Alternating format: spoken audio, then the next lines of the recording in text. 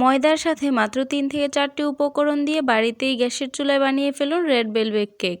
তো hello everyone, আসসালামু আলাইকুম। সবাই কেমন আছেন? আশা করি ভালো আছেন। আলহামদুলিল্লাহ আমিও ভালো আছি। তো চলুন শুরু করা যাক। আজকের এই রেড ভেলভেট কেক কিভাবে তৈরি করি সেটা আপনাদেরকে দেখানোর চেষ্টা করব। তো প্রথমেই দেখেন, একটা কাপের মধ্যে আমি কিন্তু কনডেন্স মিল্ক নিয়ে নিয়েছি অল্প একটু। 3 টেবিল চামচ পরিমাণ কনডেন্স মিল্ক নিয়েছি, আর সে কনডেন্স মিল্কের সাথে কিন্তু 1 টেবিল চামচ কেওড়া জল মিক্স করেছি। কেওড়া জল মিক্স করার পর কিছুক্ষণ নাড়াচাড়া করে ভালো করে মিশিয়ে তারপর কিন্তু এখানে রান্নার যে সয়াবিন তেলটা আছে সেই সয়াবিন তেল 2 টেবিল চামচ দিয়ে দিব। এরপরেই দিয়ে দিব কিন্তু একটা ফুড কালার। আমি এখানে কিন্তু যে পিঙ্ক কালারের ফুড কালারটা আছে সেটা দিয়ে দিয়েছি। আর রেড ভেলভেট কেক বানানোর ক্ষেত্রে কিন্তু এই পিঙ্ক কালার অথবা রেড কালার এই দুইটা ফুড কালারের মধ্যে একটা দিলেই কেকটার লুকটা একদম সুন্দর চলে আসে। তো সেগুলো একটু মিক্স করে রেখে দিয়েছি। আর পাশে একটা কাচের বাটিতে নিয়ে নিয়েছি 4টা ডিম নিব এখানে। তো প্রথম আমি একটা ডিম ভেঙে নিয়েছি, দেন তারপর একটা একটা করে সবগুলো ডিম ভেঙে নিয়েছি। তো ভেঙে নেওয়ার পর আমি কিন্তু হ্যান্ড উইক্স দিয়ে কিন্তু খুব সুন্দরভাবে সেগুলোকে ফেটিয়ে নিচ্ছি। তো দেখতেই পাচ্ছেন একদম কিন্তু ভালোভাবে ফেটাতে হবে। একটা জিনিস খেয়াল রাখবেন, যে কোনো কেক বানানোর ক্ষেত্রে যদি ডিমটা ভালোভাবে ফেটে নেন তাহলে কিন্তু অনেক বেশি টেস্ট চলে আসে কেকে, আর খুবই পারফেক্ট এবং নরম হয়। তবে আপনারা চাইলে ব্লেন্ডারও ব্লেন্ড করে নিতে পারেন, সেক্ষেত্রে আরও সুবিধা হবে। আবার কেউ চাইলে ইলেকট্রিক ভিটা দিয়েও কিন্তু ফেটে নিতে পারেন। তো আমি কিন্তু ফেটানোর পরে এখানে দিয়ে দিয়েছি সুগার পাউডার, মানে যেটাকে বলে চিনি আর কি। চিনি গুঁড়া করলেই কিন্তু একটা পাউডার তৈরি হয়, আর সেই পাউডারটাই কিন্তু আমি এখানে দিয়ে দিচ্ছি, ডিমের সাথে মিক্স করছি। তো এই মিশ্রণটা কিন্তু হাত দিয়ে করলে অনেক বেশি পারফেক্ট হয়, আর চাইলে ইলেকট্রিক ভিটা দিয়ে করলেও আরও বেশি ভালো হয়। আর আমার কাছে যেহেতু ইলেকট্রিক ভিটা ছিল না, তাই জন্য আমি হাত দিয়েই করছি। তো আপনারা চাইলে ব্লেন্ডারে ব্লেন্ডও করতে পারেন। তো আমি কিন্তু এখানে চিনির যে পাউডারটা আছে সেটা কিন্তু একেবারে মিক্স করছি না। 1 কাপ পাউডার কিন্তু আমি অল্প অল্প করে মিক্স করছি। আর অল্প অল্প করে মিক্স করতে করতেই কিন্তু আমি এখানে একটা ডিম আর চিনির মিশ্রণে একটা ফোম তৈরি করব, মানে ফোমের মতো থাকবে। তো এই যে দেখতেই পাচ্ছেন আমি প্রায় আধা ঘন্টার মতো এটাকে মিশিয়ে নিয়েছি। আধা ঘন্টা পর কিন্তু এরকম একটা ফোমের মতো তৈরি হয়েছে, মানে ডিম আর চিনি মিশ্রণে একটা সাদা ফোম তৈরি হয়েছে। তো এটাকেও আরও কিছুক্ষণ ভালোভাবে কিন্তু আমি ফেটে নিচ্ছি। আর মনে রাখবেন, রেড ভেলভেট কেক কিন্তু খুবই দামি একটা কেক, আর এই কেকটা যেহেতু ঘরেই তৈরি হচ্ছে তো একটু খাটনি তো করতে হবেই। তো যাই হোক, এই ফোমটার উপরে দেখেন আমি যে আগেই একটা মিশ্রণ তৈরি করে রেখেছিলাম কাপের মধ্যে, সেই মিশ্রণটা থেকে কিন্তু অল্প একটু ঢেলে দিয়েছি। সবটা কিন্তু একবারে মিক্স করা যাবে না, অল্প অল্প করে ঢেলে ঢেলে মিক্স করতে হবে। তো আমি এটা কিন্তু 2 বারে ঢেলে দিয়েছি। ঢেলে দেওয়ার পর এখন কিন্তু দেখতেই পাচ্ছেন আমি যে ডিম আর চিনির একটা মিশ্রণে ফোম তৈরি করেছিলাম সেটা কিন্তু একদম পিঙ্ক কালার হয়ে গিয়েছে। তো এটাকে এখন আমি একদম আস্তে আস্তে কিন্তু মিশিয়ে নিচ্ছি আলতো হাতে। তবে আমার মনে হচ্ছে আমার এই মিশ্রণটার জন্য বাটিটা খুবই ছোট হয়ে গিয়েছে, সেক্ষেত্রে আমি এখন একটা বড় বাটিতে ঢেলে নিতে পারি, কারণ এখানে নাড়াচাড়া করতে খুবই কষ্ট হয়ে যাচ্ছে।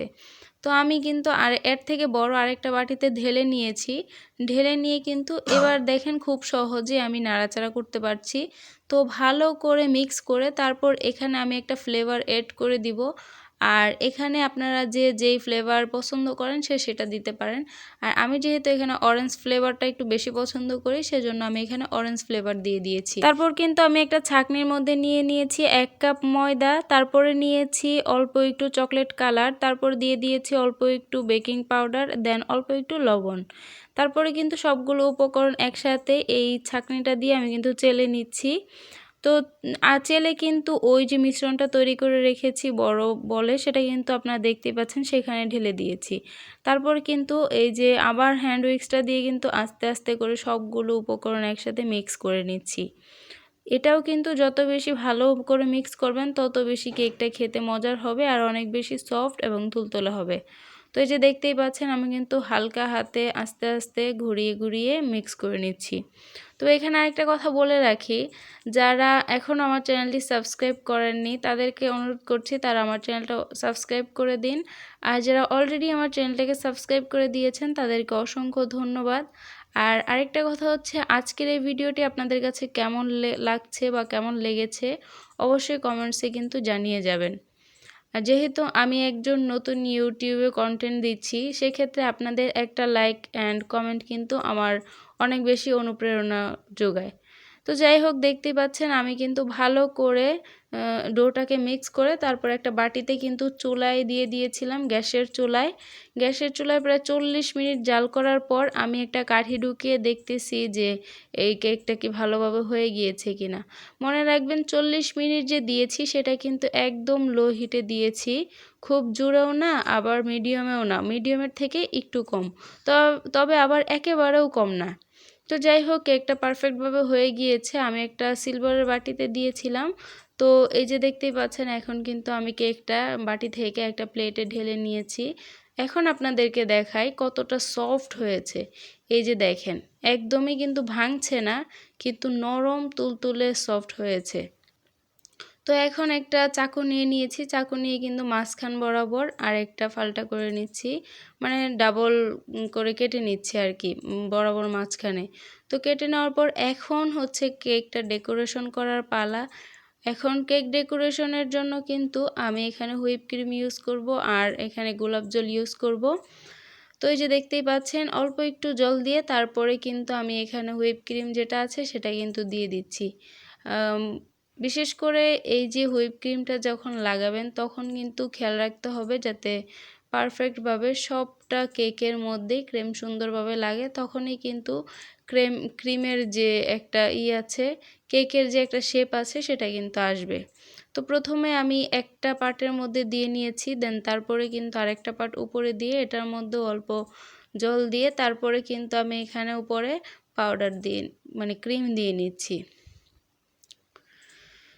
তো এই যে দেখতেই পাচ্ছেন সবটাতে কিন্তু আমার ক্রিম দেওয়া কমপ্লিট হয়ে গিয়েছে, আর মাশাআল্লাহ এখনই কত সুন্দর লাগছে। এখন কিন্তু আমি ডেকোরেশন করে ফেলবো, যেহেতু আমি এটা বাড়িতেই তৈরি করছি।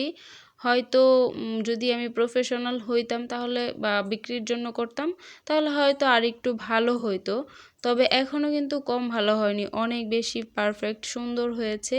আর লুকটা দেখেন, জাস্ট ওয়াও। আমার তো যখন ভিডিও করছিলাম তখন ইচ্ছে করছিল যে এখন আরেকটা বানিয়ে খেয়ে নিই, যখন ভয়েস ওভার দিচ্ছিলাম তখন। তো আজকের এই রেড ভেলভেট কেকটা কার কার কাছে ভালো লেগেছে আর কে কে পছন্দ করেছেন অবশ্যই কিন্তু কমেন্টসে জানিয়ে যাবেন।